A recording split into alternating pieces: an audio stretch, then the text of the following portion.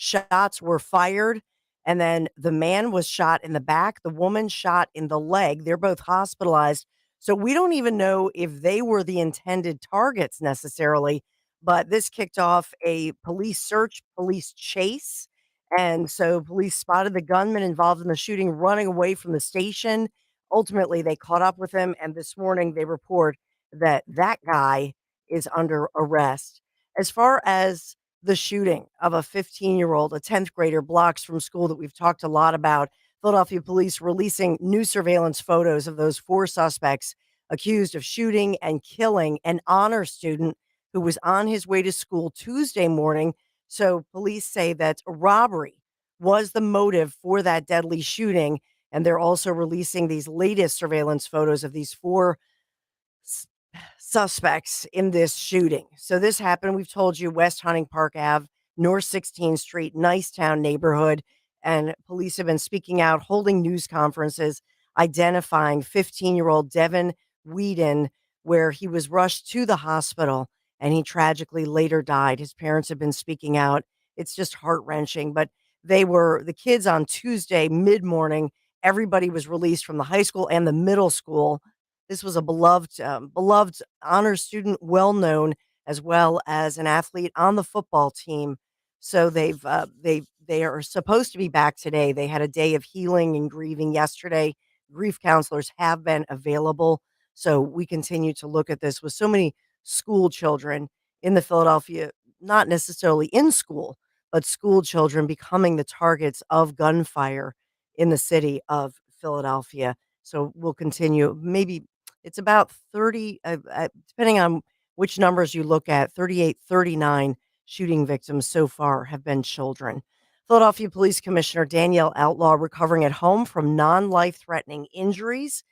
And she was involved in an accident, car accident happened about 3 o'clock yesterday afternoon, 15th and Race in Center City. Speaking of people recovering in the hospital, we have John Fetterman news. Yes, Pennsylvania Senator John Fetterman.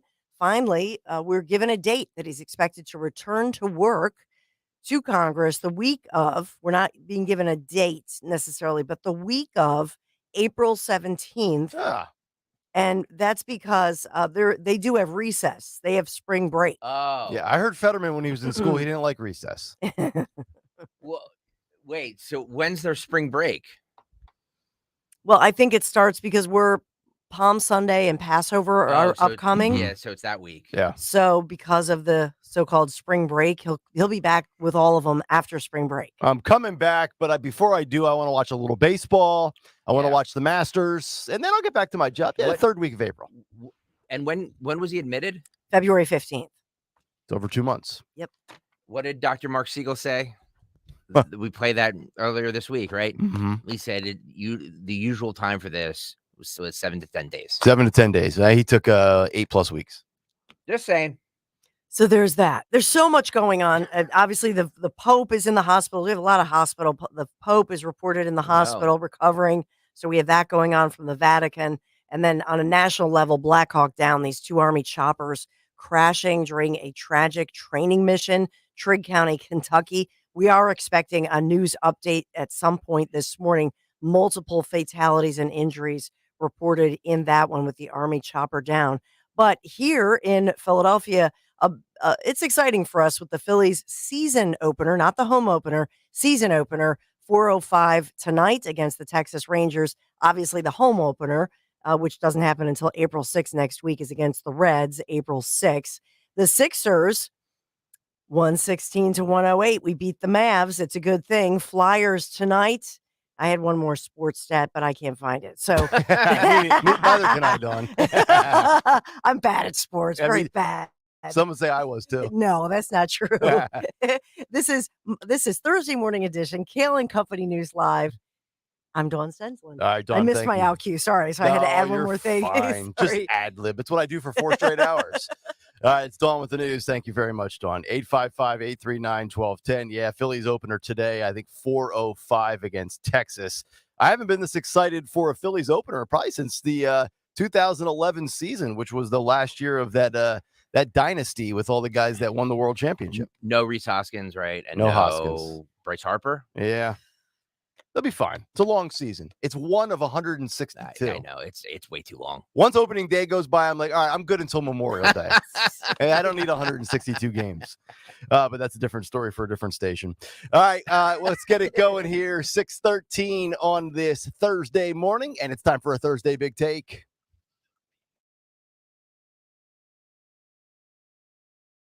All right, big take this morning. Facts matter with respect to frequency. This was very interesting yesterday as we talked about the Nashville school shooting and also these school shootings in the last quarter century. Greg Stocker gave us some great stats yesterday, and it triggered a thought today for a big take. The Nashville school shooting on Monday has reignited many tireless debates on a variety of social and political issues. And it's every parent's worst nightmare that they receive a phone call that their child was the victim of another senseless tragedy in what is supposed to be the best years of your life. And people, especially those directly affected, have every right to be emotional, upset, and devastated. It's only natural. We're human beings. Having said that, much like many other things in this life, ranging from mortality rates of COVID to being struck by lightning, facts should matter. And the frequency of these facts occurring, coming to fruition, should matter. That's why I'm always focused on facts over feelings. Because when people get emotional, they don't act rational. And this is not meant to downplay school shootings, but more so to put it into perspective. The annual odds that a child in America will die in a mass shooting at school are 1 in 10 million. Which is also the equivalent of being killed by an earthquake or being struck by lightning. 1 in 10 million. Let me give you a quote.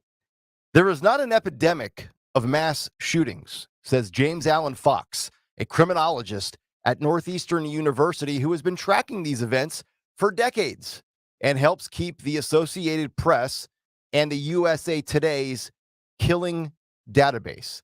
Quote, what's increasing and is out of control is the epidemic of fear, end quote. I thought that really stood out. In 2019, the FBI put out a video called The Echoes of Columbine. It's about a 30-minute presentation on the nature of school shootings. Take a listen to the media snippets they used in their so-called movie. Listen. Even though young people today weren't born at the time of Columbine, Columbine is still alive. Breaking news, a school shooting with reports of multiple fatalities, this time in Santa Fe, Texas. Probably this shooter was operating off the Columbine boilerplate. There's so many little commonalities, the trench coat, bringing the explosives. Columbine gives them a template, and it also gives them a challenge to exceed the damage done at Columbine. We had a terrible shooting at Virginia Tech in 2007. At least 30 people believed to be killed on the campus of Virginia Tech. Some of those clips are from CBS News, MSNBC, and ABC News. That was 2019, the FBI putting out a presentation called The Echoes of Columbine. The dramatic music, the chilling sound bites. It's almost a production, almost theater. Here's an excerpt from the City Journal.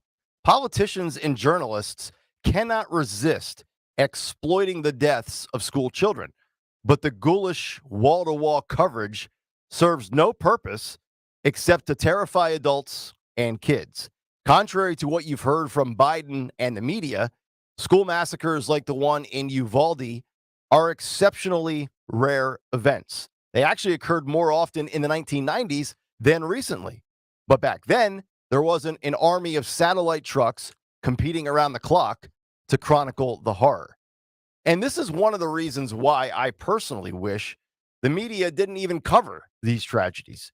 Don't give the coward who committed the murders the coverage they desperately seek, regardless of whether or not the suspect lives and ends up in jail, like the boy from the Parkland shooting in 2018 in Florida, or the one who ends up dead like the girl in Nashville.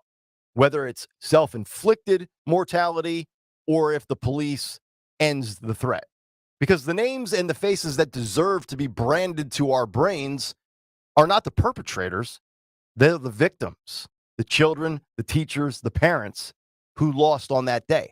Yesterday on Kayal and Company, Greg Stocker brought up some interesting stats from an AP article.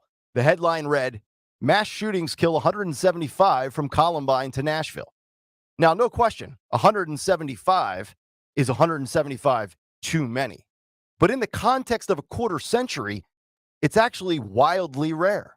From Nashville to Uvalde, from Virginia Tech to Sandy Hook, from Marjorie Stoneman Douglas to Columbine. We are all talking about the sensationalized exception, not the rule. To give you some other odds, keep this in mind with kids and school shootings. This happens to 1 in 10 million children, whereas 1 in 7,984 will die from an accidental gun discharge. 1 in 2,659 will die choking on food. 1 in 1,006 will die from drowning. 1 in 91 from suicide. 1 in 93 from a car accident. And 1 in 6 from heart disease. 1 in 7 from cancer. So you've got school shootings in children. 1 in 10 million. Yet cancer, heart disease, car accident, suicide, choking, drowning, accidental firearm discharge, far more likely to happen in your child's lifetime than a school shooting. Mental health, guns laws, reform, emotional issues, anger management, they're all on the table for these senseless tragedies. We could talk about each and every one of them. But take a deep breath and remember, 1 in 10 million. Don't let the media and the politicians win by clobbering you over the head with fear. It's what both industries thrive on. 1 in 10 million. And that's the big take.